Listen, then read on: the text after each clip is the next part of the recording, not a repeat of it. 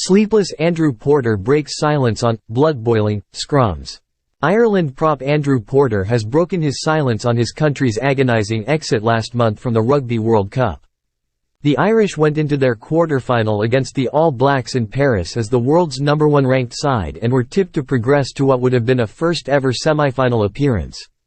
However, New Zealand won 28-24, leaving Porter and co deflated.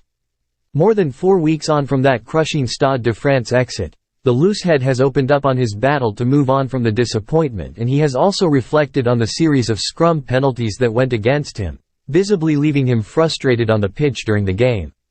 Appearing on the latest episode of the Rugby Pod with Jim Hamilton and Andy Good, Porter began, "I'm still trying to come to terms with it in my own head.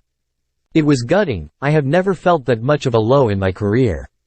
There was huge hype and expectation and just the energy that was at home and all the fans that had traveled over from Ireland to create that unbelievable, special atmosphere that I have never witnessed before.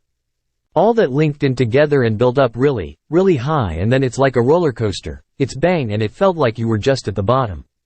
I came home and thought, great, a different environment, but I had too much time with my own thoughts. You start playing everything back in your head, thinking of everything you could have done differently and done better. I was really struggling being at home after being in such a great environment with all those incredibly special people for so long. I didn't want to do anything, I just wanted to be by myself. At the end of something like that, there isn't really a debrief. There was no real closure, no real closing the book on it.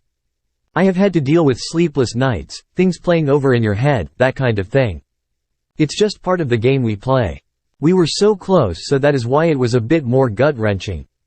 Porter hasn't yet managed to watch the quarter-final back on video as he remains pained by Ireland's exit. Despite this lack of review, he stood by the frustrations he felt about the way he was refereed in the scrum by Wayne Barnes. "I haven't really gone through it yet. I think it would bring back bad memories. I know I probably should watch it in terms of taking learnings from it. I'll probably get around to it eventually." You feel there is an added pressure and responsibility on you in the front row where a decision that doesn't go your way can tip things in favor of the other team. There is that side of it. A lot of the time you know when you are wrong and when a penalty is given against you, but when it is the 50-50 calls where you feel a bit hard done by, it's really tough not to get worked up about it. I felt that in the game. My blood was honestly boiling after a while because I just felt like I had been hard done by. There are a lot of people out there who can probably disagree with me, they always have. It's tougher when you feel like those 50-50 calls aren't in your favor a lot of the time. It's just one of those things. Being a ref is probably tougher than being a player in terms of the amount of criticism you are going to get. One team is always going to hate you at the end of the day. That's the tricky part.